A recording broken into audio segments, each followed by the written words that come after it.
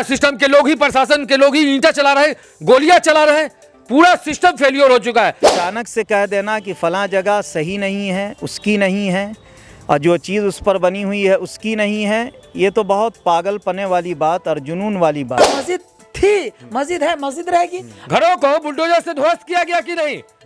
क्या सिस्टम है भाई? क्या राज है? क्या सरकार है? कानून संविधान से ऊपर होकर चल रहा है? ये आपका राज है? आइन से जहाँ भी छेड़छाड़ की जाएगी तो मुल्क में बदअमनी, इंतशार और इसी तरह के नागुफ्ता भी हालात पैदा होंगे। मुसलमान इस देश के लिए कल भी शहीद होने के लिए तैयार था और आज भी शहीद होने के लिए तैयार है। कहा जा रहा है कि जो जमा मस्जिद है संभल की, उसमें जो है बाबर के समय में वहाँ पे हरिहरनाथ मंदिर हुआ करता था। नहीं, ये सब फर्जी है भाई। पहली बार जब उसका सर्वे हुआ था कोई मामला नहीं हुआ। ये प्री प्लानिंग, इस तरह के हंगामा दंगा कराई जाते। हेलो दोस्तों, मैं हूं आपका दोस्त शाल शफीक। आप देख रहे हैं जनता की आवाज़ आप तक। पिछले दिनों जैसा कि आप लोगों को मालूम है कि संभल में जो हिंसा हुई है, जिसमें 5 नौजवानों की जो है मौत हो गई है और पुलिस पे जो है मौत का इल्ज़ाम लग रहा है, पुलिस पे जो है गोली मारने का आरोप लग रहा है। इसी सब मुद्दे को लेकर जो है, चूँकि मस्जिद से जुड़ा हुआ मामला है, जमा मस्जिद जो है बहुत पुराना मस्जिद है, मुग़ल काल का बना हुआ है। बाबर के टाइम का जो है जमा मस्जिद जो है संभल बनी हुई है।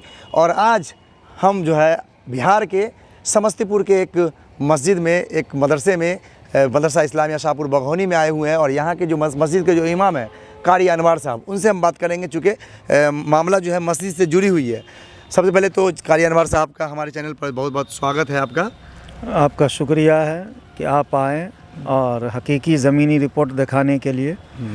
कारी अनवार साहब, पिछले दिनों आपने देखा था कि संभल में जिस प्रकार की जो घटना हुई है, व्यक्ति जो है कोर्ट में याचिका दायर करता है, फिर कोर्ट जो है उसको सुनवाई कर देती है रातों रात, और रातों रात जो है वहाँ पे जो है वो जांच टीम को भेज देती है और पुलिस तुरंत एक्शन लेकर जांच टीम को भेज देती है पूरा प्रोटेक्शन के साथ, और जांच भी हो जाती है। फिर जांच हो जाने के बाद फिर दूसरी बार जब जांच होती है तो वहाँ पे जुमे का दिन होता है, लोग नमाज भी पढ़ते हैं अच्छी तरह, काफ़ी तादाद में लोग वहाँ पे इकट्ठा हुए थे। और उसके बाद जो है खबर मिलती है कि वहाँ पे जो है कि लोग जो है पथराव कर रहे थे, और फिर पुलिस पर इल्ज़ाम लगती है कि वो जो जिनके बच्चे मरे हैं उन लोगों का कहना है कि पुलिस ने हमारे बच्चे को गोली मार दिया। इसको कैसे देख रहे हैं? क्या वजह है इस प्रकार जो है अभी मुसलमानों के साथ जो है इस तरह की क्यों बातें हो रही है अभी? सबसे पहली बात यह है कि मेरा ये यकीन है पुख्ता कि मस्जिद जहाँ भी बनी हुई है, किसी की भी गैर मकबूजा ज़मीन पर, कब्ज़ा की हुई ज़मीन पर कभी मस्जिद बनी ही नहीं है, और न मुसलमान कभी मस्जिद किसी दूसरे की जगह पर बना सकता है। यहाँ तक कि अगर अपने भाई की भी ज़मीन हो तो मुसलमान बगैर उसके वक्फ़ किए हुए मस्जिद बनाने को तैयार ही नहीं होता है, चूँकि मस्जिद ऐसी चीज़ है जिसकी निस्बत और जिसका ताल्लुक़ सब के पैदा करने वाले अल्लाह रब्बुल इज़्ज़त से है। और संभल की बात जो रह गई कि कोर्ट में याचिका दायर की गई, तो कोर्ट की भी ये ज़िम्मेदारी है, चूँकि कोर्ट वो जगह है जो हर एक के इंसाफ की आखिरी उम्मीद होती है। और वहाँ बैठने वाले चूँकि बहुत आला लोग होते हैं, जजेज़ हजरात होते हैं, उनकी ये ज़िम्मेदारी है और उन्हें ये चाहिए कि मुनसिफ़ाना काम करे और सारी चीज़ों की बारीकियों पर निगाह रखते हुए वो काम करे। ये तो बड़ी अजीब सी बात है कि अगर कोई बड़े आला ओहदे पर बैठा हुआ है, कोई एक आदमी 4 लाइन का कागज़ जाकर दे दे तो वो फ़ौरन उसके ऊपर सुनवाई हो जाए और उसकी तहकीक की इजाज़त दे दी जाए। नहीं, कुछ देर तो उसके ऊपर गौर व फिक्र करने की ज़रूरत है। देखिए, हिंदुस्तान जो है बहुत बड़ा जमहूरी मुल्क है और ये मुल्क जो है दस्तूर और आइन के मुताबिक चलता है। आइन से जहाँ भी छेड़छाड़ की जाएगी तो मुल्क में बदअमनी, इंतशार और इसी तरह के नागुफ्ता भी हालात पैदा होंगे, जिसकी ज़िम्मेदार हुकूमतें भी हैं और उनके कारिंदे भी हैं। रह गई ये बात कि किसी भी चीज़ से छेड़छाड़ नहीं की जाएगी, तो छेड़छाड़ किसी भी चीज़ से उसी वक्त की जानी चाहिए जब उसकी मुकम्मल तरीके से उसका सर्वे और उसकी तहकीक हो जाए और उसकी जांच पड़ताल हो जाए। ये अचानक से कह देना कि फ़लाँ जगह सही नहीं है, उसकी नहीं है, और जो चीज़ उस पर बनी हुई है उसकी नहीं है, ये तो बहुत पागलपने वाली बात और जुनून वाली बात है। हिंदू पक्ष कहते हैं कि उसमें जो है बाबर से पहले जो है वहाँ पे हरिहर नाथ मंदिर हुआ करता था। ऐसा कभी नहीं है और ना ऐसा हो सकता है।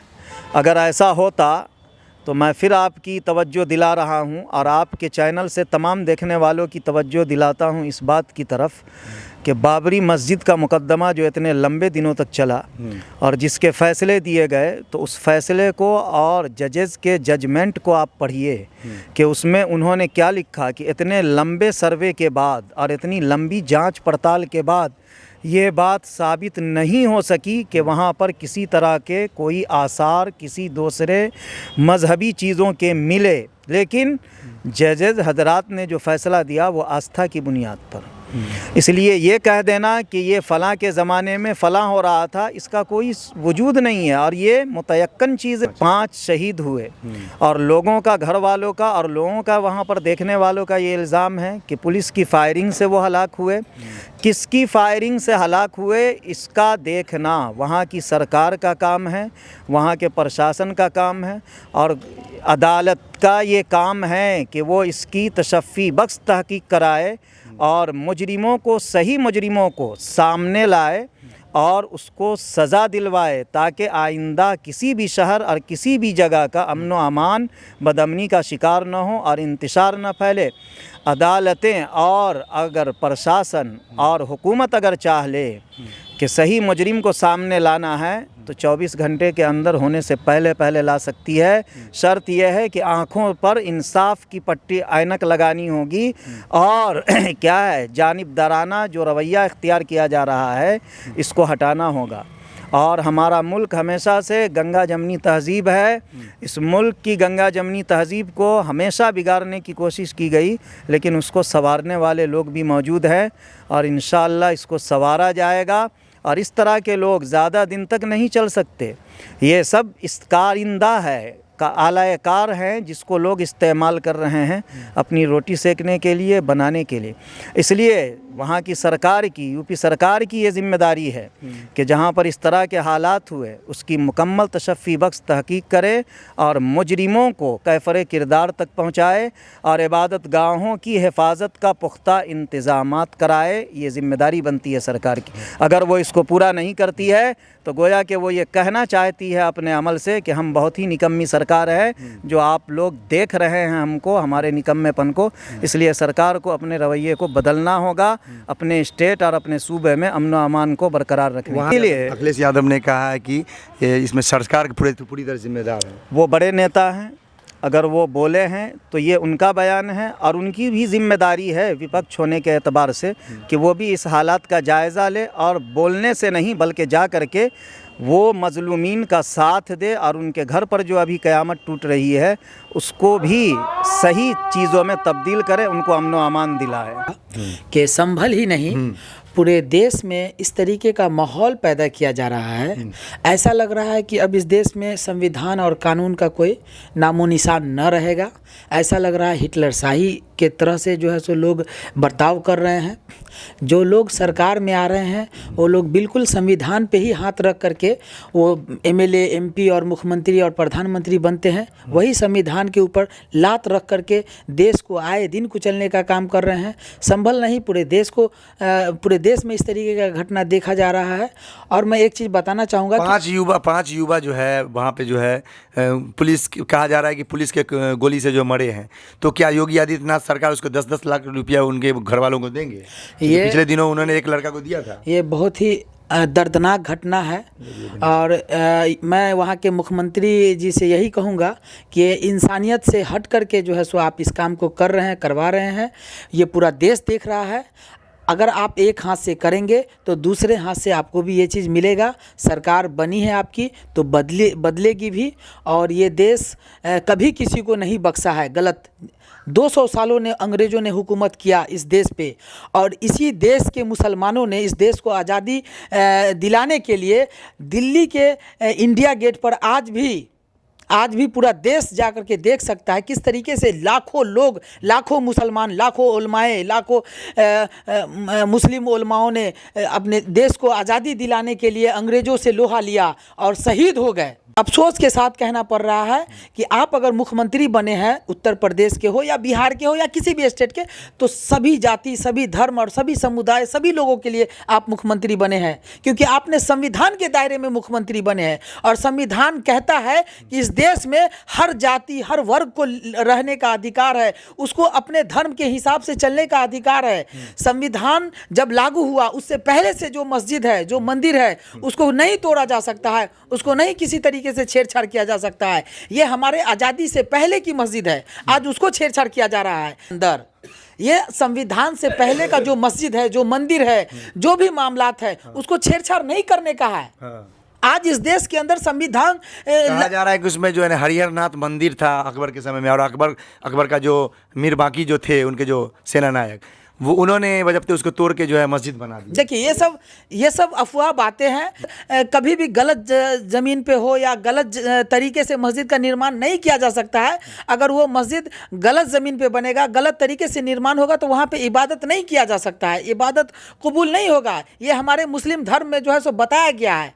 मुसलमान इस देश के लिए कल भी शहीद होने के लिए तैयार था, शहीद हुआ और आज भी शहीद होने के लिए तैयार है। इस देश के लिए, इस देश के संविधान के लिए, कानून के दायरे में रह के हमको जीने का अधिकार है। मस्जिद थी, मस्जिद है, मस्जिद रहेगी। और इस तरीके का माहौल जो पैदा किया जा रहा है बिल्कुल बेबुनियाद माहौल है। भल में जो है जिस प्रकार की अभी घटना हुई है पिछले दिनों, मस्जिद को लेके, मस्जिद के सर्वे को लेके जो बवाल हुआ, उसके बाद जो हिंसा हुई, जिसमें 5 नौजवानों की जो है मरने की खबर है और पुलिस पर इल्ज़ाम लग रहा है कि उन्होंने गोली मार दिया है। कैसे देखते हैं आप इसको? संभल की घटना जो है सीधे सीधे सिस्टम का फेलियर है, पूरे सिस्टम फेलियर है। इस तरह की घटना हुई है, इसमें अभी तक जानकारी के मुताबिक 5 लोग शहीद हो गए। ये पूरे सिस्टम में जो प्रशासन के लोग हैं, शासन के लोग हैं, ये जो वर्शिप एक्ट आया था 6 दिसंबर 1992 में, जो बाबरी मस्जिद विध्वंस के बाद जो वर्शिप एक्ट आया था, उसके बिना पर जो स्ट्रक्चर जिस तरह है वैसे ही रहने का कहा गया था। मगर उसके बाद लगातार जब 2014 के बाद जो हुकूमत है, सेंट्रल की हुकूमत चेंज हुई है, ये लगातार मुसलमानों पर विध्वंस की तरह कार्य कर रही है। कभी मुसलमानों के संपत्तियों पर, उनके घरों पर, मकानों पर बुलडोजर कार्रवाई कर रही है, कभी उनके मसाजिद को विध्वंस करने का काम कर रही है, उनको हड़पने का काम कर रही है। और इस तरह की घटना अभी संभल का पूरे हिंदुस्तान में लगातार चल रहा है। ये सरकार अपनी नाकामी को छुपाने के लिए, अभी देखिए मणिपुर अभी भी जल रहा है, अभी भी लोग वहाँ मारे गए, कई लोग, उनकी भी कल की न्यूज़ में आई है कि 3 या 5 लोगों का वहाँ शव मिला। और ये घटना के लिए पूरे मुसलमान को एकजुटता के साथ अपनी वोटिंग राइट से ही बदला जा सकता है। सारे मुसलमान अपने फिरका परस्ती को छोड़कर एक तरफा वोट करें। बाकी जितनी सेकुलर पार्टी, जो नाम मात्र की सेकुलर पार्टी है, ये मुसलमानों को बेवकूफ़ बनाने का काम किया है। हमारी तरफ से सारे मुसलमानों को से ये अपील है, और जितने भी सेकुलर लोग हैं उनसे ये अपील है कि आप एक तरफ होकर MIM को वोट दें, क्योंकि कल संभल के जो पिछले दिनों घटना हुई है उसमें भी असदुद्दीन ओवैसी साहब ही ने बयान दिया, उन्होंने इस पर कार्रवाई करने की पूरी मांग की है। बाकी जितने भी पार्टियां हैं जो अपने आप को सेकुलर कहती है, कहाँ उनका बयान आ रहा है, कहाँ वो कुछ कर रहे हैं? अखिलेश यादव ने कहा है ना कि अरे भाई, कहा सबसे पहले बयान किसका आता है? हम हमेशा पूरे मुसलमान के लिए और जितने SC ST OBC या जितने दबे कुचले के लोगों के लिए आवाज़ हम उठा रहे हैं, MIM उठा रही है। CA हो, NRC हो, NPR हो, अभी जो वक्फ अमेंडमेंट बिल आया इसके लिए भी ओवैसी साहब ने आवाज़ उठाया। तो ये सारे मुसलमान, जितने अल्पसंख्यक है, जितने मजलूम है, सब इकट्ठा होकर MIM को वोट दें। MIM को वोट देंगे तो इस तरह की कभी ये कोई घटना नहीं होने देंगे। जहां भी इस तरह के कोई भी सांप्रदायिक लोग होंगे उनको सीधे सीधे जेल की सलाखों में भेजने का काम करेंगे। जो आज़ादी के पहले जो भी धार्मिक जगह थे उसके बारे में 1991 में जो कानून बना था, पैलेसेस वर्शिप एक्ट जो बनी थी, तो उसमें ये कहा गया था कि किसी भी जो है पुराने जो धर्म के जो कोई भी चीज़, जो मंदिर मस्जिद या गुरुद्वारा वगैरह जो भी है, जो वक्फ की प्रॉपर्टी है, जो कुछ भी, उसमें कोई भी तब्दीली नहीं की जाएगी। तो फिर अभी जो है कोई भी आदमी जो है कोर्ट में जाकर जो है पिटीशन डाल देते हैं, फिर कोर्ट उसको एक्सेप्ट कर लेते हैं। तो क्यों ऐसा क्यों हो रहा है? सिस्टम फेलियर है। कोर्ट एक्सेप्ट कैसे करेगा भाई? एक्सेप्ट करने के लिए पूरा सिस्टम दिया जाता है, ऐसे वैसे वैसे।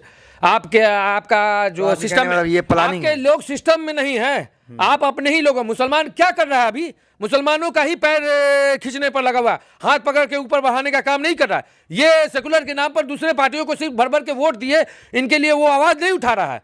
वर्शिप एक्ट जो था कि जो स्ट्रक्चर, जो जिस भी धर्म स्थल का जो भी था वो ऐसे ही रहना चाहिए, मगर क्या कर रहा है, मुसलमानों को डरा धमका कर, ये भाजपा हो, ये अदर पार्टी के लोग हो, ये वोट लेने का काम कर रही है। कहा जा रहा है कि जो जमा मस्जिद है संभल की, उसमें जो है बाबर के समय में वहाँ पे हरिहरनाथ मंदिर हुआ करता था। नहीं, ये सब फर्जी है भाई। पहली बार जब उसका सर्वे हुआ था कोई मामला नहीं हुआ। ये प्री प्लानिंग इस तरह के हंगामा दंगा कराई जाते हैं। बिहार में भी देखा होगा आपने कि सासाराम बिहार शरीफ में इस तरह का मामला कराया कि प्रशासन के साथ जो जांच कमेटी आई थी उन्होंने भड़काऊ नारा लगाया था। ये सीधे सीधे मुसलमानों को डैमेज करने के, मुसलमानों की उत्तेजना को भड़काने का काम कर रहे थे कि ये दंगा फैलाने के लिए ये सिस्टम ही ने भेजा था। सिस्टम के लोग ही, प्रशासन के लोग ही ईंटा चला रहे, गोलियां चला रहे, पूरा सिस्टम फेलियर हो चुका है। ये वहां की सरकार को इस्तीफा दे देना चाहिए। योगी सरकार मरने वाले को 10-10 लाख 20-20 लाख रुपया कर, अरे भाई लगातार लोग मारे जा रहे हैं आपके सिस्टम फेलियर की वजह से। अभी कुछ दिन पहले जो है एक लड़का जो है वहाँ पे जो है एक दंगा में मारा गया था, जिसको योगी सरकार ने बजब्ते 10 लाख रुपया देने का ऐलान किया था। अभी जो 5 लड़का मरे हैं उसको योगी सरकार देगी 10 लाख। अरे भैया, यूपी में जंगल राज चल रहा है, हिटलर शाही चल रही है। आपको क्या लगा? लगातार वहां बुलडोजर चलाई जा रही है, लोगों का फर्जी इनकाउंटर कराई जा रही है। कोर्ट तो अब उस पर स्टे लगा किया गया कि नहीं? फर्जी इनकाउंटर माना गया कि नहीं? घरों को बुलडोजर से ध्वस्त किया गया कि नहीं? क्या सिस्टम है भाई? क्या राज है? क्या सरकार है? कानून संविधान से ऊपर होकर चल रहा है? ये आपका राज है? आप भी संविधान के अंदर में आइए, नहीं तो अगर आपकी हुकूमत पलटी तो आप भी सलाखों के पीछे चले जाएंगे। हल्के में ले रहे, संविधान तो सबसे सर्वोपरि है। आप योगी आदित्यनाथ, अरे कोई सरकार हो, सरकार आएगी जाएगी, वोट का ताकत जो है पब्लिक का, वो सरकार को बदल देगी। आप इशारे में योगी, अरे इससे बड़े बड़े हिटलर नहीं रहे, बड़े बड़े हुकूमत यहाँ नहीं रहे हैं।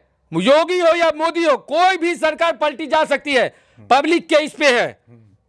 पब्लिक अपने वोट का इस्तेमाल करके किसी भी सरकार को पलट सकती है। अगर वो पब्लिक के लिए, वो जनता के लिए खड़ी नहीं उठती है, वो देश का डेवलपमेंट नहीं करती है, तो किसी भी सरकार को बदली जा सकती है।